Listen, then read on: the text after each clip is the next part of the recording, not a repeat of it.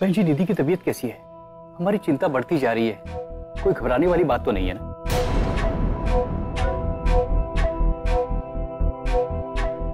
Aunty ने क्या सोचा? सबको क्या बताने वाले? अब मैं क्या बताऊं भाई साहब, आज जो तमाशा हुआ है उससे मेरी फूल सी बच्ची इतनी डर गई कि उसकी तबीयत ही खराब हो गई। अब आप ही बताइए, अगर कोई धोखे से मंडप में आके जबरदस्ती शादी करना चाहेगा तो एक लड़की पर क्या बीतेगी? पर डॉक्टर ने कहा क्या है? नीति ठीक तो हो जाएगी ना? वैसे मेरी बेटी बहुत बहादुर है बहन जी, पर इस सदमे के बाद वो ना उठ पा रही है ना बोल पा रही है। मैं सोच रही थी कि अगर आप दोनों राजी हो तो हम कोई दूसरा मुहूर्त निकाल लेते हैं। इससे भी ज्यादा धूमधाम से शादी करेंगे। वैसे पंडित जी भी कह रहे थे कि अगले महीने बहुत सारे शुभ मुहूर्त हैं। पर आंटी, ऐसा क्या हो गया नीति को? क्या मैं उसे समझा सकता हूँ? मैं उसे भरोसा दिलाऊंगा कि उसके साथ कुछ गलत नहीं होगा। मैंने भी बहुत कोशिश की है बेटा, पर नीति बहुत सदमे में है। वो तुम लोग अंग्रेजी में क्या कहते हैं? ट्रॉमा। नीति बहुत ट्रॉमा में है।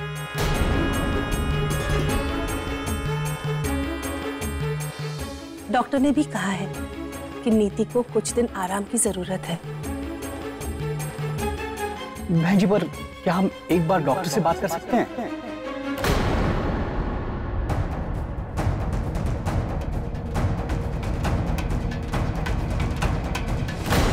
क्या हम एक बार डॉक्टर से बात कर सकते हैं?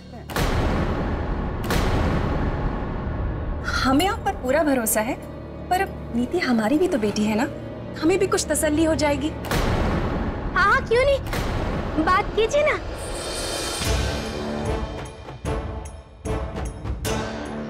ये डॉक्टर रूपाली है। डॉक्टर रूपाली, ये नीति के होने वाले सास ससुर है। इन्हें बताइए कि नीति अब ठीक है।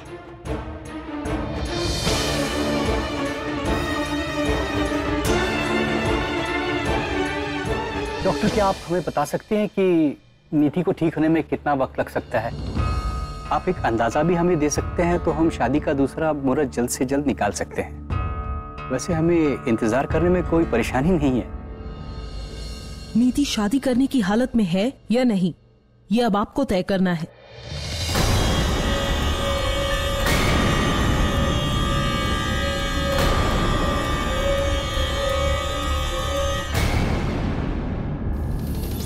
अब ये क्या बोल रही है डॉक्टर रूपाली? अभी तो आपने कहा कि माफ कीजिए, मेरा पेशा मुझे झूठ बोलने की अनुमति नहीं देता। मैं जानकी जी को सब सच बता चुकी हूँ। आप लड़के के माँ बाप हैं और आप यहाँ लड़के का ब्याह करने आए हैं, इसलिए आपको भी सच जानने का उतना ही हक है। क्या बकवास कर रही है आप डॉक्टर साहब? मैं सच कह रही हूँ, नीति माँ बनने वाली है।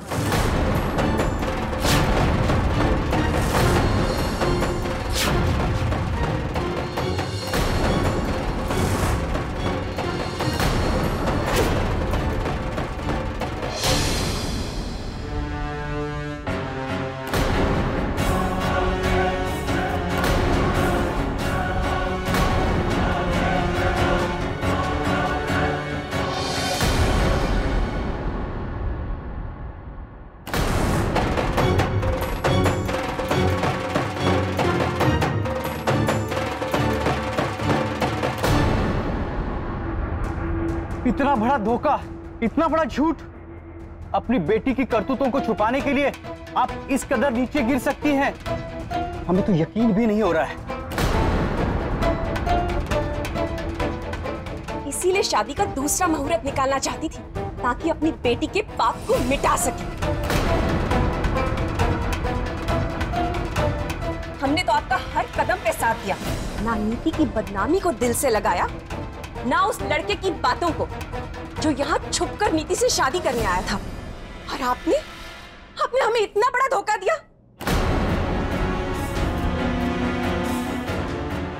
एक बात का तो सबक मिल गया है, पैसे की चमक इंसान को हर चीज दे सकती है, और संस्कार नहीं।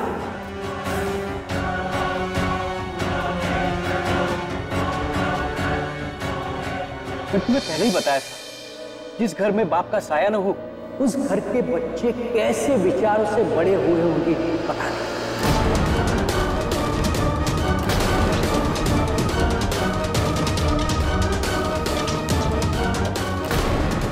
देख लिया तुमने, पैसे वाले लोग हैं पर इज्जत ठेले भर के भी नहीं।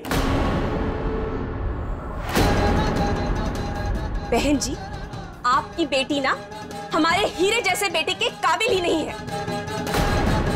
इसीलिए दोबारा किसी लड़के को फंसाने से पहले इतना समझ लीजिएगा कि आप पैसे से ना तो परिवार खरीद सकती हैं, ना अपनी बेटी के लिए इज्जत।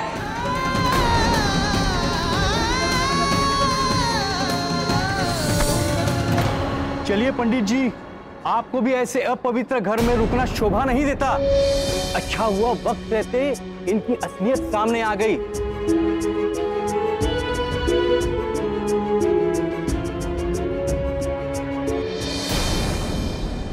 चलिए।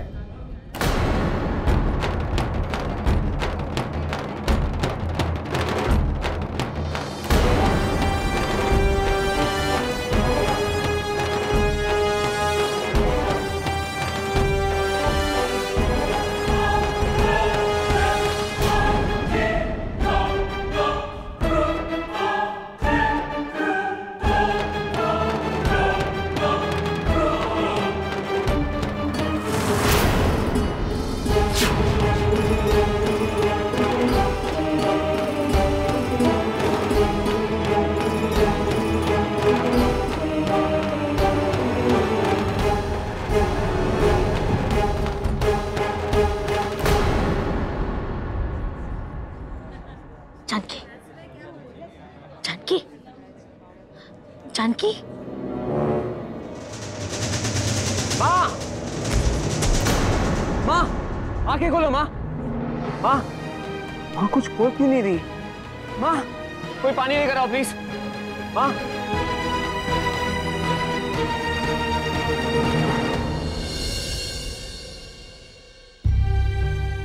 पानी। माँ ये लीजिए।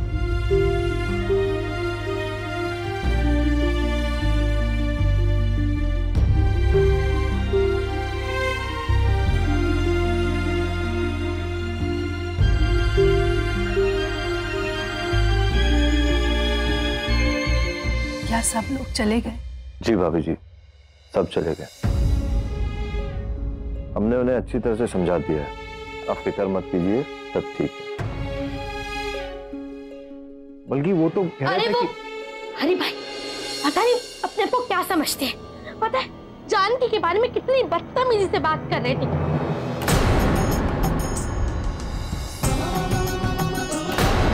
अरे तो जानकी है, जानकी वो ब्रेड फैक्ट्री के मालिक। हाँ वही। अरे नहीं नहीं, ऐसा कहा उन्होंने? वो तो अच्छा ही बोल रहे थे। क्यों प्रदीप, बोलो ना। हाँ अच्छा ही बोल रहे थे। क्या भाई साहब, लगता है आपने ध्यान से सुना। उन्होंने कितने बुरे लहजे में बोला कि ये खानदान उनकी नजरों से गिर चुका। इस खानदान के बच्चों की परवरिश बिल्कुल अच्छे तरीके से नहीं। इनकी मां ने इन्हें बिगाड़ के रखा। खुद को तो झांसी की रानी समझती, लेकिन बच्चों को संभाल नहीं पाई।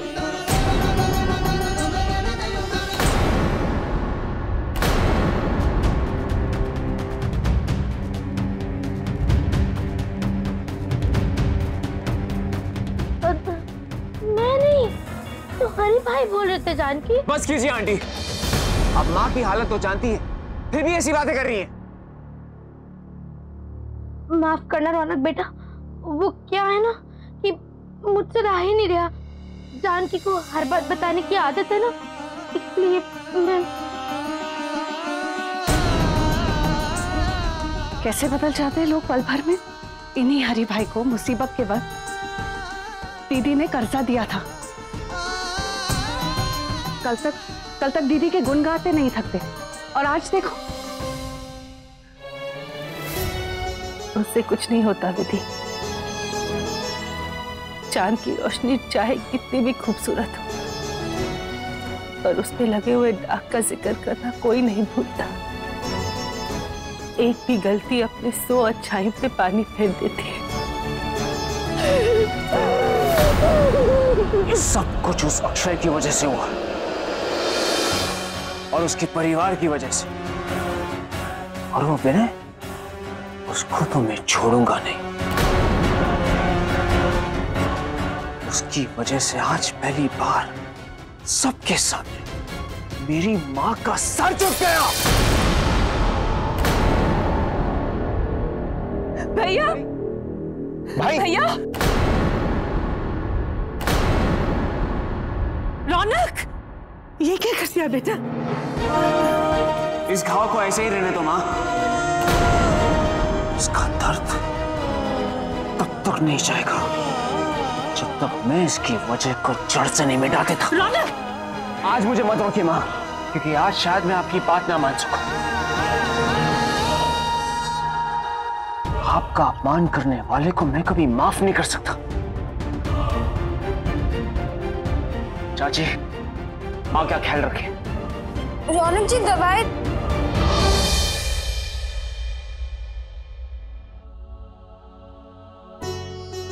विधि, नीति के साथ ही रहना हर पल।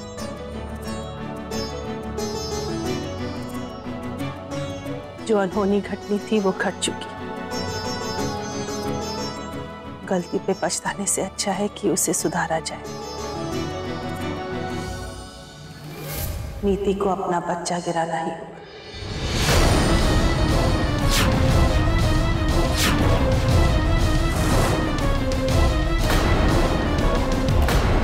कामिनी, जल्द से जल्द किसी अच्छे डॉक्टर से बात करो।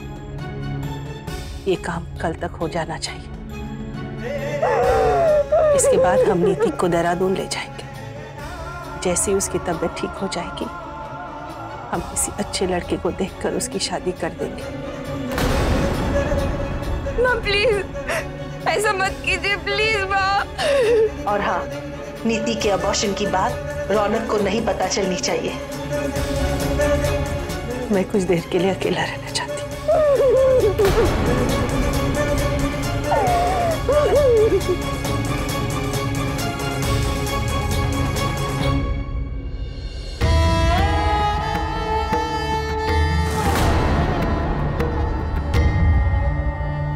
जानकी, रौनक का क्या करेगी?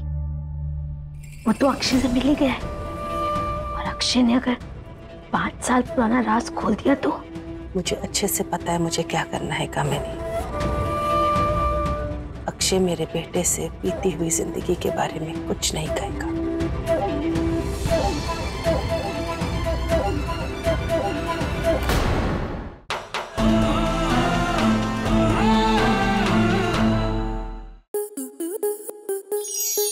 स्टार प्लस के YouTube पेज पर आने के लिए आपका धन्यवाद। अपने फेवरेट शोज देखने के लिए subscribe to Star Plus YouTube page and hit the bell icon.